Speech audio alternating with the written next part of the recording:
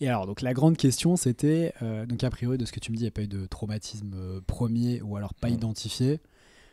Et donc, c'était mon point, c'est-à-dire, finalement, t'es pas un individu, enfin, t'es un individu résilient au sens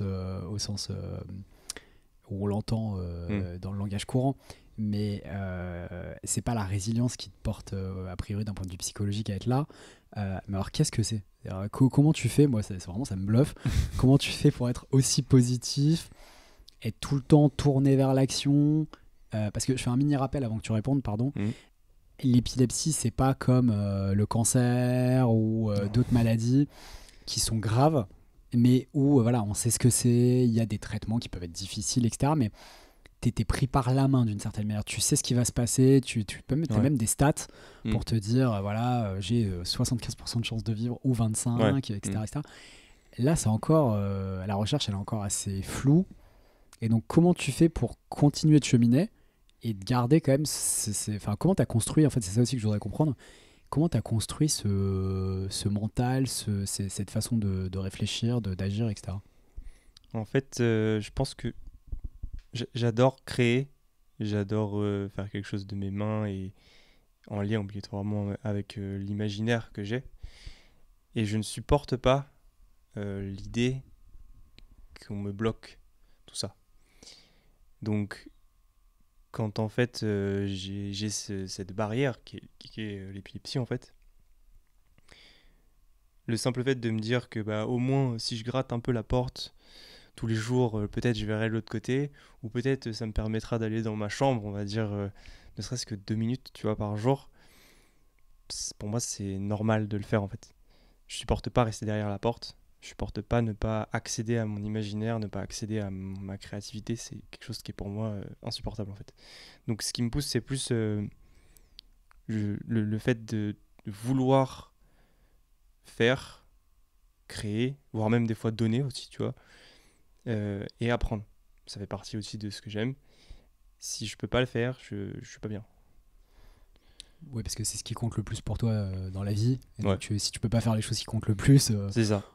Et alors, c'est intéressant parce que ça veut dire que quand tu as des crises ou quand tu sens que tu peux avoir des crises ou quand tu sens, du coup, j'imagine de ce que j'ai compris de la maladie, une sorte de tension nerveuse, Ouais.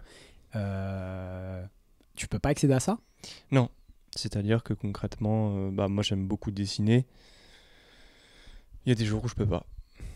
Il y a des jours où je peux pas parce que je sais que je vais. Des fois je m'y mets même pas. C'est-à-dire que je sais que je vais prendre le stylo, je vais penser à quelque chose. Je vais partir dans mon cerveau un petit peu. Euh, et en fait mon cerveau va m'envoyer. C'est un peu comme des décharges. Donc bon, c'est des Mhm. crises focales, des crises partielles, ça s'appelle. Sinon des absences. Et en fait, dès que j'ai ça, c'est, on va dire, la ligne droite vers la crise généralisée où là, tu tombes par terre et tu fais des Ouais, convulsions. le cliché de crise qu'on a vu au Ouais, que cinéma. tout le monde connaît, voilà. Ouais. Ouais. Avant ça, moi, j'ai un peu des paliers, Mhm. sauf que ces paliers-là, des fois, j'ai 15 crises partielles par jour. C'est stressant, parce que c'est pas agréable une crise partielle. Et t'as pas du tout envie de la faire, de toute façon. Puis tu sais qu'en plus de ça, ça va t'amener vers la généralisée, et donc, Oui, la et généralisée, que la c'est généralisée t'amène aussi vers une auto-aggravation de la maladie, de ce que j'ai de compris. la maladie, de ton cerveau, parce que faire une crise généralisée, tu t'abîmes certains endroits, c'est-à-dire qu'en termes de mémoire, c'est vraiment pas top du tout. Donc c'est pas bien. Enfin, de faire une généralisée, c'est pas cool. Et alors c'est marrant parce que c'est un vrai paradoxe, je trouve, de cette maladie, de ce que j'ai compris. Dans les crises ou dans les partiels notamment, Mhm. il part par exemple des phénomènes d'hallucination ou de Ouais. visualisation. Donc est-ce que ça, par exemple, c'est une forme de stimulation de l'imaginaire? Est-ce que tu as le sentiment qu'en revanche, tu as un imaginaire fort grâce à ça aussi? Est-ce qu'il y a un point positif de ce côté-là? Alors j'ai envie de dire oui et non. Tu as le droit de Euh, dire oui et non. oui, d'un point de vue ressenti, c'est-à-dire qu'en fait, quand tu as une crise partielle, tu ressens des choses. C'est très très très fort. Et il y a une peur en fait qui arrive. Donc cette peur obligatoirement, quand t'as l'habitude d'être dans ton imaginaire, tu, tu peux ensuite en faire des dessins, tu peux en faire des peintures, tu peux en faire des textes, tu peux en faire ce que tu veux en fait. Et non d'un autre point parce que ça me permet pas d'apprendre des trucs que j'aimerais apprendre. Et du coup, bah, ça me bloque certains points de ma création, de mon imaginaire aussi, tu vois. Pour ça, on coupe un peu la poire en deux, on va dire. Ouais, ça stimule, mais ça t'empêche de réaliser. Ouais. Moi, j'ai l'impression que c'est un peu comme la vie, c'est-à-dire plus les émotions elles sont fortes, plus ça fait peur, et plus aussi tu te brûles, quoi. Et plus tu te brûles, moins t'as de temps pour faire. Et c'est un peu, tu vois, j'ai l'impression que paradoxalement, c'est un équilibre qu'on doit tous toujours faire, non? Ouais, je sais pas, parce que tu vois, les craintes de la vie, elles sont stimulantes, elles sont... Pas forcément les craintes, mais plus les choses que quand tu vis des choses intenses, je prends n'importe quel exemple, mais si tu vas courir, tu fais Ouais, le marathon, ouais. t'as la préparation et puis t'as même le marathon, mais en fait, d'un point de vue genre métabolique, courir 40 km, c'est complètement con. Ça te Oui, défonce les ça articulations, te fait pas du bien, c'est sûr. c'est absurde, tu vois. Mm. Pour autant, effectivement, le sentiment, il doit être extraordinaire d'avoir réalisé ça, mais en même temps, t'as cramé un peu de ton carburant de vie, quoi. T'as cramé un peu de ton énergie. Donc, est-ce que c'est pas un peu ce Ouais. sentiment-là aussi de En quand fait, tu fais des choses c'est... fortes? Encore une fois, oui et non. Si tu cours le marathon, mais que t'es bien préparé, genre physiquement, t'es propre, t'es clean, t'es renforcé de partout, il n'y a pas de point sensible. Ton corps, normalement, je pense que il souffrira pas trop. En revanche, si tu y vas et que tu t'es pas bien renforcé, tu t'es juste musclé, ouais, tu vas te faire mal aux articulations, c'est sûr. Moi, c'est un peu pareil finalement. J'aimerais tout savoir, genre j'aimerais Mhm. vraiment pouvoir apprendre des trucs comme ça. Mais le cerveau, des fois, il ne suit même pas, en fait. Et ça, c'est le truc le plus frustrant du monde. Sauf que moi, si je fais, on va dire, ce marathon, et que du coup, tu sais, j'ai pas appris avant, Mhm. je fais une crise directe, en fait. C'est marrant ce que tu dis sur la préparation, c'est-à-dire que pour vivre des choses intenses, pour réussir à vivre des choses intenses, il faut beaucoup se préparer. Ouais, je pense. Faut se préparer intelligemment, en tout cas.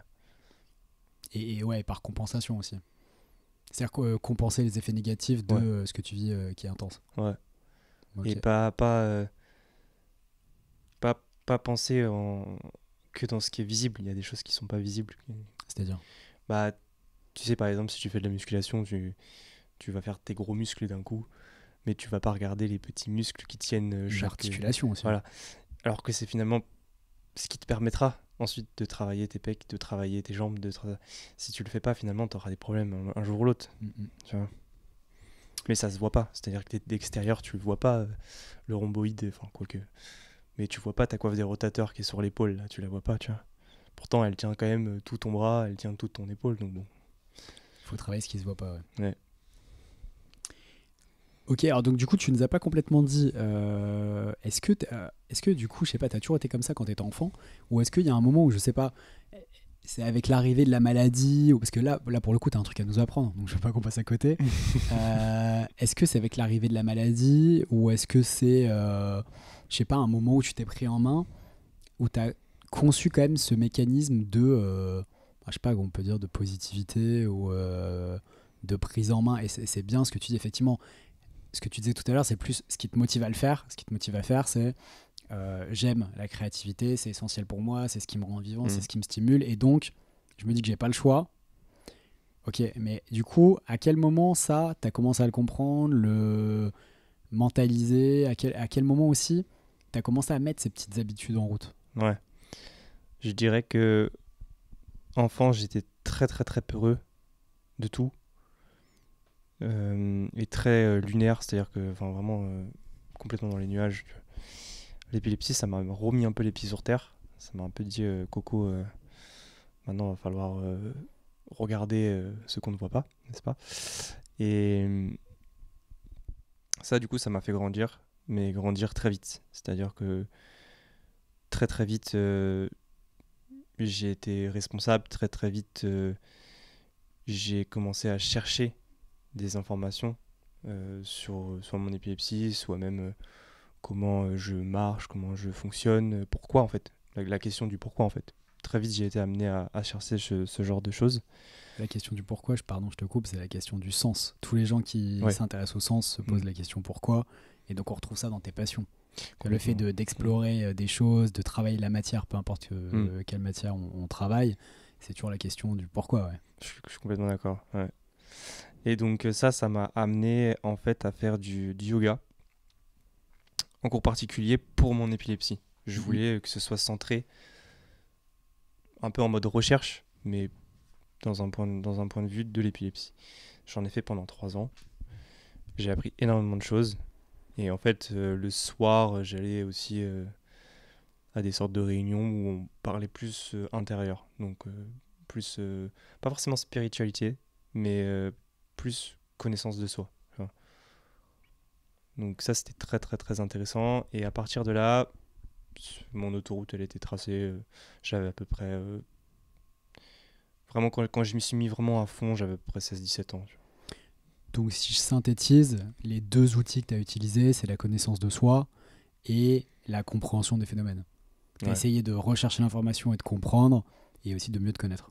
De mieux me connaître. Mais après, en fait, vraiment, ça a ouvert aussi un amour sur le qui je suis, pourquoi je suis là, comment je fonctionne, pourquoi les autres ils fonctionnent pas forcément pareil, etc., etc. Ça a développé vraiment quelque chose de très très fort et où je peux pas m'arrêter en fait sur ce genre de choses. Ouais, est-ce que c'est pour ça que tu dis toujours merci? Je sais pas si tu t'en rends compte. Ah bon? Non. Ouais, moi qui te connais, tu dis tout le temps merci. J'ai l'impression que vraiment ah ouais, ce que je veux dire est hyper bobo. Mais j'ai l'impression que peut-être c'est ça ta forme de positivité. C'est-à-dire t'as tellement conscience de la chance d'être là que j'ai l'impression que tu remercies tes amis d'être là, tu remercies le livre que tu es en train de lire d'être là. Il y a un truc comme ça je sais pas, de vraiment t'apprécies. Et au Japon, par exemple, j'ai vu un truc l'autre jour, ils remercient leur maison. Et Ouais. quand ils la vendent, ou voilà, ils la Mm. remercient pour le temps qu'elle leur a donné, de les Ouais. avoir protégés des intempéries, etc. Il y a un truc quand même d'accord. Alors là, vraiment, je sais que je vais passer pour un bobo, mais d'accord avec le monde. Et effectivement, on n'est qu'une partie d'un système beaucoup plus large, d'une civilisation qui nous dépasse largement, etc. etc. Est-ce que du coup, c'est ça aussi qui te permet de rester stable émotionnellement et d'être toujours dans finalement tout ce que tu apprends? Tu vois, du coup, on est encore dans le pourquoi, mais à chaque fois que tu as un nouveau pourquoi possible, un Ouais. nouveau chemin du coup de connaissance, et la connaissance, c'est toujours un miroir entre l'extérieur et l'intérieur. Quand tu Mm. comprends un truc de l'extérieur, tu comprends un truc sur l'intérieur. Ouais, complètement. Euh, Est-ce que du coup, c'est ça que tu remercies et c'est ça qui te fait toujours tenir? Euh, je- Alors oui, je pense. Enfin, je pense. Vraiment, je pense. Après, c'est vrai qu'il y a quand même la grosse... Enfin, c'est pas une pression, mais c'est présent. C'est-à-dire que quand tu fais une crise généralisée, finalement, ça c'est un neurologue qui m'a fait prendre conscience de ça il y a quelques années. Il m'a dit, quand vous faites une crise généralisée, vous perdez quand même à peu près 10 minutes de votre vie. Quand il m'a dit ça, Pardon, je viens de faire waouh en silence. quand il m'a dit ça, genre, j'ai eu un temps d'arrêt et je me suis dit, en fait, c'est vrai. Donc finalement, à chaque fois que j'ai des crises partielles ou que j'ai des crises généralisées, il y a quand même une crainte, il y a quand même une peur. C'est une peur de la mort, en fait. Ouais, et alors du coup, pardon, je pose une question et je te laisse finir, mais c'est-à-dire quand tu dis 10 minutes de vie, ça veut dire tu perds 10 minutes d'espérance de vie? Ou dans Non, ton capital de vie, qui j'ai... évidemment qu'on connaît pas, Ouais, t'en perds 10 minutes. c'est ça. C'est-à-dire qu'en fait, dans ma vie, dans ma journée, dans mon Dans ton année, énergie. voilà, il y a 10 minutes que j'ai perdues, que je ne rattraperai jamais, que je ne verrai jamais, qui ne sont plus là, en fait. Voilà. Et ça, il m'a dit que ça crée quelque chose d'assez fort chez les épileptiques qui sentent leur crise arriver. Parce que si tu la sens pas, en fait, finalement, tu fais ta crise, tu te réveilles, bon, bah, tu sais pas ce qui s'est passé. Quand tu les sens venir, t'as quand même cette crainte de te dire, mais est-ce que je vais me réveiller quand même ou pas? Ah, carrément. C'est-à-dire, est-ce que du coup, là, celle-là, ça va pas être la dernière? Bah, tu sais pas. Alors, même si t'en as fait plein, même si tu as l'habitude de le faire inconsciemment ou consciemment, t'as toujours cette question en arrière-plan. Ah, c'est marrant, je pensais que tu allais me dire que à chaque fois que tu sentais la crise venir, il y avait un sentiment fort de perdre du temps de vie. Ah, il y a peut-être ça aussi d'ailleurs, j'imagine. C'est présent de toute façon. Hein. Ouais. C'est présent de toute façon. Et en plus, il est encore plus présent dans la vie courante, vu que cette maladie bloque des possibilités. Ouais, donc ta capacité à capturer la vie dans Voilà. le temps que tu as. Donc tu ne peux pas toujours faire ce que tu as envie de faire. Tu slalomes entre les crises partielles finalement, et au fur et à mesure, tu connais comment éviter deux, trois crises partielles. Mais finalement, tu fais pas du tout ce que tu souhaites. Et donc, d'une certaine façon aussi, tu ne vis pas comme tu veux. Et donc, Et donc tu perds du temps. Ouais, tu perds du temps. En même temps, c'est ça, je crois que c'est la raison pour laquelle je t'ai invité aujourd'hui. Je crois que c'est ça que je voulais qu'on entende, ce que tu viens de dire, c'est-à-dire, à mon avis, la vie, c'est ça. Parce que c'est le slalom que tu viens d'évoquer. Ouais. C'est-à-dire qu'on ne choisit pas comment dire, notre patrimoine génétique, on ne choisit pas l'endroit où on est, on ne choisit pas nos capacités intellectuelles, notre beauté physique, les moyens que nos parents vont nous donner de faire des études, de ne pas faire des études, de voyager, etc. Pour autant, on a quand même les désirs forts qui sont en nous, qu'on a forgés quand on était enfant. Et puis après, on essaie de cheminer vers eux. Et je trouve qu'il y a beaucoup de gens qui, dès qu'il y a une crise, c'est-à-dire peu importe qu'elle soit concrète comme les tiennes, je vois, ouais. ou réelle ou métaphorique comme pour la plupart des gens, en fait, ils s'arrêtent, quoi. Ils disent, ah, mais c'est trop dur, en fait, la vie. Oui. Et je trouve ça beau ce que tu dis de... En fait, peu importe ce qui se passe, slalomons, et puis continuons d'avancer, même s'il y a des déviations, même s'il y a des digressions, vers les trucs profonds qui nous font vivre, quoi. C'est ça. C'est ça. Justement, c'est qui nous font vivre. Se sentir vivant, c'est super important. Et les quelques minutes qu'on arrive à obtenir où on se sent vivant, on se sent vivre, pour moi, c'est la création. Pour d'autres gens, ce sera plein d'autres choses. C'est tellement magnifique, en fait. Ouais, alors du coup, je suis 1000 fois d'accord avec toi. Et ce que tu dis, je trouve ça beau aussi parce que la création que tu évoques en plus, c'est pour toi. C'est-à-dire la création, même déconnectée d'un résultat, déconnectée d'une notoriété ou d'un succès ou d'une commercialisation. C'est juste le fait d'avoir du temps pour être créatif et du coup être à l'intérieur avec toi, quoi. C'est ça. C'est suffisant, c'est déjà une belle raison de vivre. Ah, c'est magnifique. Ne serait-ce que de pouvoir se satisfaire d'avoir construit un meuble ou d'avoir, je sais pas, peint quelque chose et d'avoir réussi à sentir que l'émotion, mais qu'elle passe dans ton corps, si tu veux, hein, qu'elle soit vraiment corporelle, elle a réussi à sortir, en fait, et ça fait tellement de bien, si tu veux.